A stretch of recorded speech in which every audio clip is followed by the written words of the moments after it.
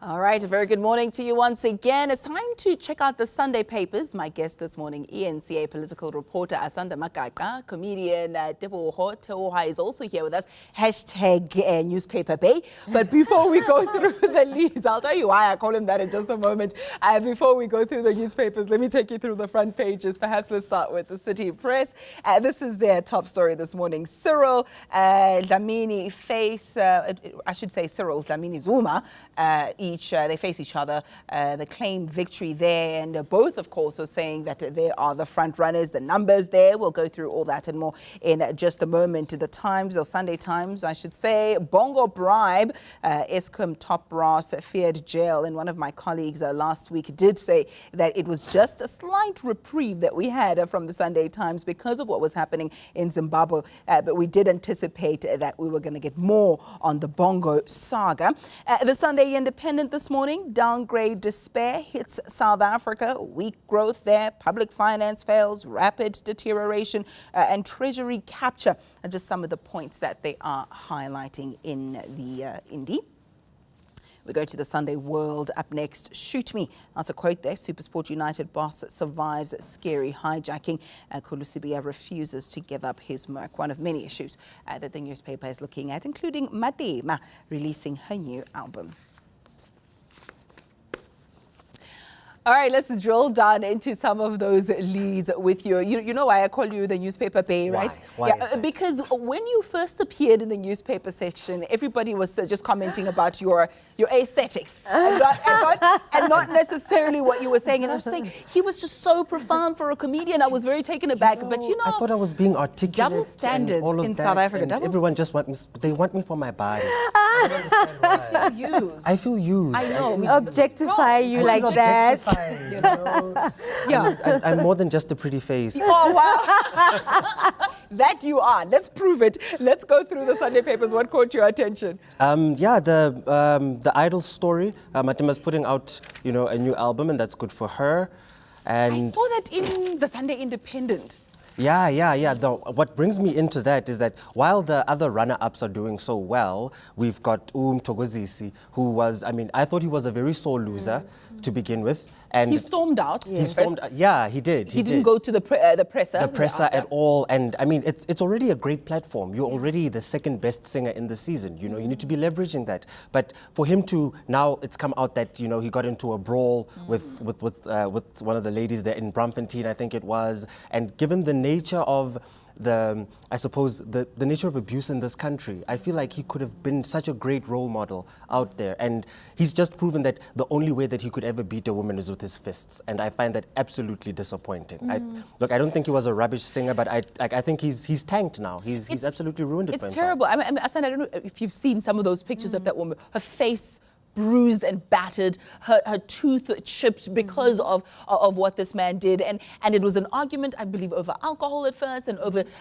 something that she had said, etc. There's no excuse. But I think what was even worse is some men still, even after the Manana saga, coming out saying, we don't know what the woman said to him. Exactly. What made him hit her like that? What did she say? What did she do? As if there's any justification. And they'll say, no, we don't know both sides to the story. We don't need to know. We don't need to know both sides of the story. You got into a fist fight with a woman over alcohol. There's no two sides to that particular story. So I found that absolutely disappointing. But Paxton is doing great. I'm really happy for her. 17 years old. 17 years old, and she's got that nice poppy sort of music. She's going to do great, and I'm glad that Matima's actually putting an album out as well. I really love her singing voice. So yeah, I think let's just put this on the shelf for now and focus on the positives that came out of the Idol season. I suppose. I think, but before we just go totally positive, for me, it's another example of 16 days of activism for no violence against women and children, and this comes out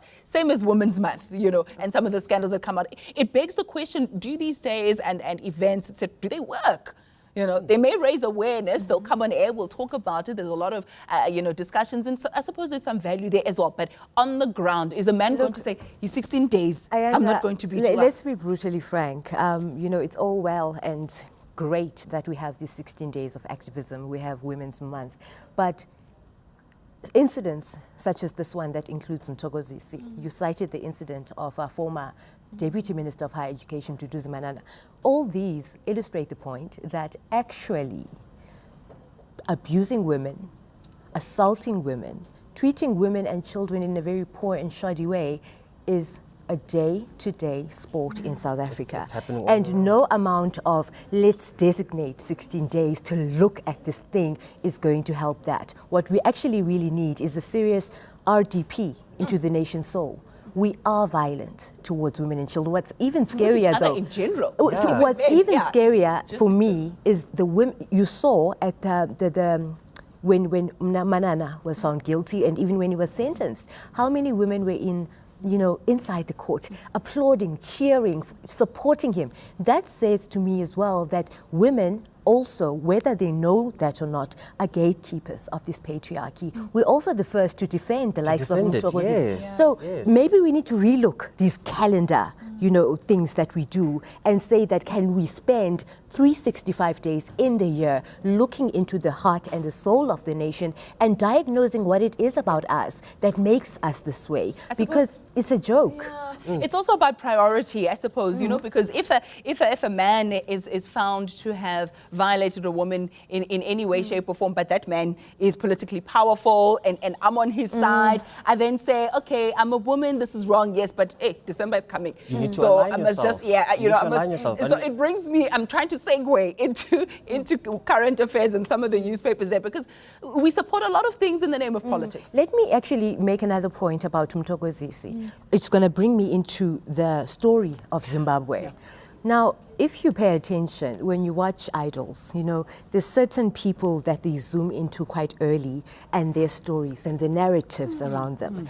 Mthokozisi has been, that one who defied all the odds, has come from a background that has all the elements that should have made him on the back foot in his life, but he lost family members, he comes from a poverty-stricken background, and in a way, they're trying to almost prepare us for when he eventually emerges as a victor, as to say, look at this boy who has defied all the... They painted him to be somewhat of a hero. And unfortunately for them, comes an Achilles heel on him. How flawed now he suddenly is, in spite of all of this.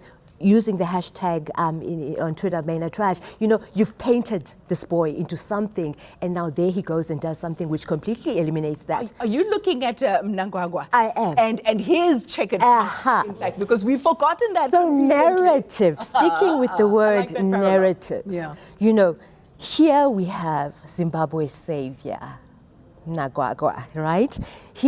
I think it's very interesting how in the preceding days of the coup, Zimbabweans were very clear, stay out of it, SADC, stay out of it, everybody else, we got this, And in so doing, here emerges the savior, who is, a former commander of the defense force in Zimbabwe.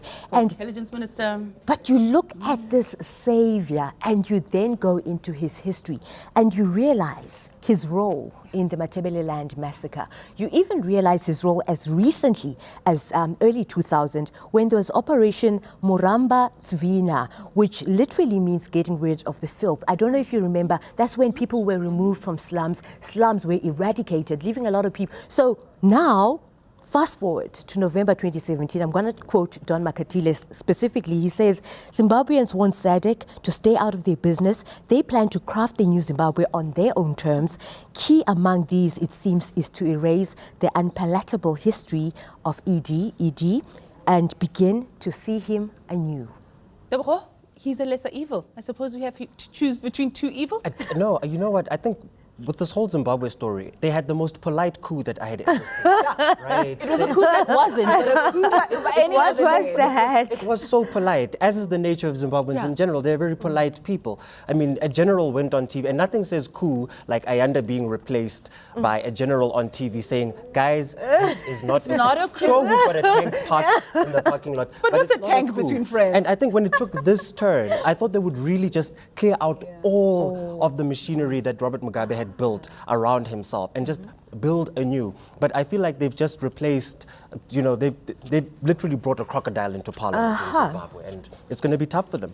going to be tough for them. It's going to be tough for the ANC come December. We're 3 weeks away and the numbers are coming in. Cyril, Dlamini Zuma, each claim victory. Who's fooling who? You know that song? Who's fooling who? Are you That's fooling me? Are you feeling me? Are you, am I fooling you? Yeah, I feel like that's the situation, right? Depending on who you believe, delegates' claims for number of delegates. Both of the two favorite candidates for the ANC president claim to have strong support. Nkosazana Dlamini Zuma claiming a total of 2,596, while Cyril Ramaphosa is at 2,560. Who should we believe? I don't think we should believe either of them. I don't think we should. I think the main focus should be on, will Jacob Zuma actually vacate his office? Because that seems to be a variable nobody is looking at. Because Jacob Zuma might just wake up and say, guys, I know you voted, but Oksala and especially more page 7. Right? Page 7 of, and this is a picture that I looked at and I said, my value can't.